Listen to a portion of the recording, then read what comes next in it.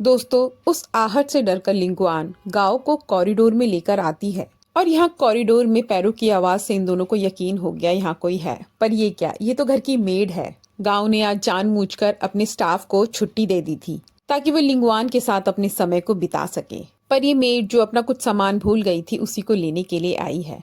इस पर लिंगुआन कहती है कि तुम घर में रुक सकती हो और गांव की देखभाल कर सकती हो, जिस पर आंखों ही आंखों में गांव इशारा करता है और कहता है कि तुम अभी अपने घर चली जाओ। जिस पर मेड भी अपने घर में काम की अर्जेंसी बताकर यहाँ से निकल जाती है। पर मेड के थोड़े डरते हुए बिहेवियर को देखकर लिंगवान भी समझ गई ये सब प्यार में कैद गांव की ही एक चाल है। वो कुछ समय उसके साथ बिताना चाहता है। पर ये क्या, लिंगवान जैसे ही गांव को हाथ लगाती है तो पाती है कि गांव का शरीर तो जल रहा है। वो गांव को अपने कंधे का सहारा देते हुए उसके कमरे में लेकर जाती है, जहां पर गांव उसका हाथ पकड़ के बैठ जाता है।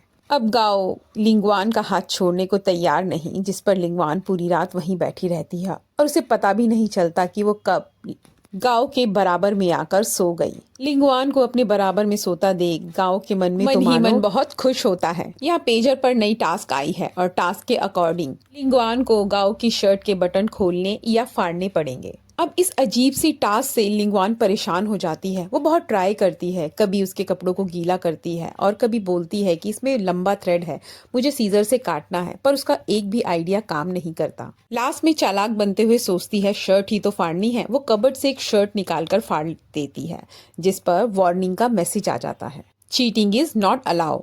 अब रात में गांव को सोता हुआ पाकर लिंगवान उसके शर्ट के बटन खोलने लगती है और जैसे ही वहां से उठती है गांव उसे पकड़ लेता है। दरअसल गांव सो नहीं रहा था, वो सिर्फ एक्टिंग कर रहा था और उसे खींचकर अपने बिस्तर पर लिटा लेता है।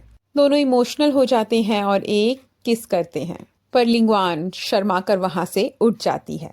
अब अगले दिन ऑफिस में गांव अपनी दोनों बाहों के बीच में लिंगवान को लॉक कर लेता है। अब ये एक दूसरे के बहुत ज्यादा नजदीक खड़े हैं और सिचुएशन लिंगवान के लिए थोड़ी ऑकवर्ड हो जाती है, क्योंकि वो ओपनली ऑफिस के बीच में खड़े हैं। लिंगवान निकलने की कोशिश कर रही है पर गांव उसे निकलने ही नहीं दे रहा और मिन्नतें करके वो कहती है कि सब देख रहे हैं और ऑफिस में भी इन दोनों को देखकर गॉसिप शुरू हो चुकी है। दरअसल गांव लिंगवान को एक लंच पर लेकर जाना चाहता है, जिस पर लिंगवान मना कर रही है। इस पर असिस्टेंट भी कहता है वो बहुत अच्छी जगह है, तुम्हें वहाँ खाना खाने जाना चाहिए। तो लिंगवान कहती है इतनी अच्छी जगह है तो तुम खुद क्यों नहीं चले जाते। यहाँ ज़ूमैंग को स्टेज फोबिया हो रहा है, जिस पर हॉन्शु उसको डरने से मना करते हुए एंकरेज करता है गाना गाने के लिए। वो दोनों अपने स्कूल में आए हैं और यहाँ पर बहुत ज़्यादा ठंड होने के चलते जूनहेंग को सर्दी लग गई है, जिस पर हॉन्शु ने लीव्स ले ली हैं और वो जूनहेंग की देखभाल करने में बिजी हो गया है। उसने उसके लिए पॉरिज बनाया है और साथ ही वो बात कर रहे हैं अपने स्कूल के समय की, वो कितना अच्छा समय था जब ये दोनों एक दूसरे के साथ बिताया करते थे। जूनहेंग को भी लगने लगा है कि इस दुनिया में कोई है जो उसकी बहुत केयर करता है।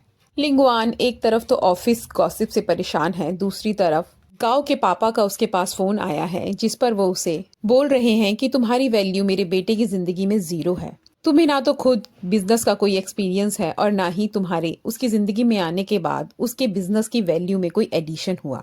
जिस पर लिंगवान कहती है कि हम नए प्रोडक्ट के साथ डील कर रहे हैं और नए प्रोडक्ट को मार्केट में सेटल होने में थोड़ा समय लगता है, पर मन ही मन वो जानती है कि उसे कोई सॉलिड सोल्यूशन ढूंढना पड़ेगा प्रोडक्ट की सेल बढ़ाने के लिए। अब उसके पास एक मैगजीन आई जिसके फ्रंट पेज पर गांव की फोटो छपी है और ये मैगजीन गांव के फीमेल्स फैन के बीच में बहुत ज्यादा पॉपुलर हो रही है। इस मैगजीन की पॉपुलैरिटी को देखते हुए लिंगवान को आइडिया मिल गया अपने प्रोडक्ट की सेल बढ़ाने के लिए।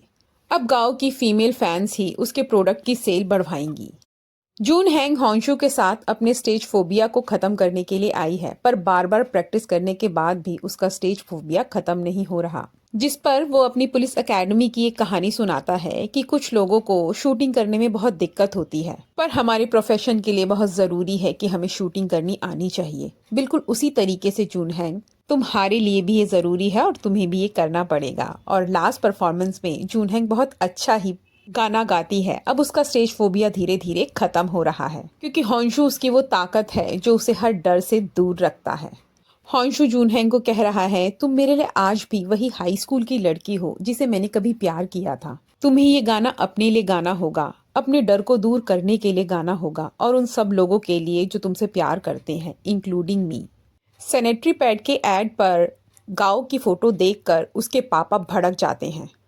उनके अनुसार उनका लड़का उनके परिवार को एम्बैरेसमेंट दे रहा है, जिसके जवाब में गाओ कहता है अगर प्रॉफिट लेने में कोई शर्म नहीं तो कैंपेनिंग करने में किस बात की शर्म। और बीच में लिंगवान भी गाओ को डिफेंड करने लग जाती है और कहती है कि ये सिर्फ एक रोजमर्रा का प्रोडक्ट है, इसमें इतने परेशान होने की कोई बात भी नहीं सर।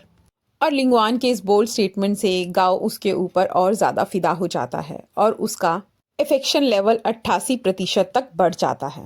यहाँ गांव के पास एक फोन आया जिसमें पता चला लिंगवान की छोटी बहन कहीं मिस हो गई है और दोनों ऑफिस से दौड़ते हुए उसे ढूंढने के लिए जाते हैं। अब कुछ क्लूज को इकट्ठा करने के बाद वो फाइनली एक जगह पर पहुंचते हैं जहां पर उसे उसकी छोटी बहन का बैग मिला और वहीं पास में एक वेयर हाउस में छोटी बहन बंधी हुई है। ये उसी लड़के के काम है जिससे कभी लिंगवान प्यार किया करती थी। वो अपने करियर में नाकामयाबी और डीएन के हाथ से निकल जाने का बदला लिंगवान से ले रहा है और बदले में 4 लाख युवान की डिमांड करता है। इनमें बातचीत चल ही रही होती है कि बीच में गाओ की एंट्री हो जाती है। गाओ उसे हिट करता है जिस पर वो लड़का नीचे गिर जाता है। हाथापाई बढ़ने पर गाओ और लिंगवान दोनों एक दूसरे की शील्ड भी बनते हैं।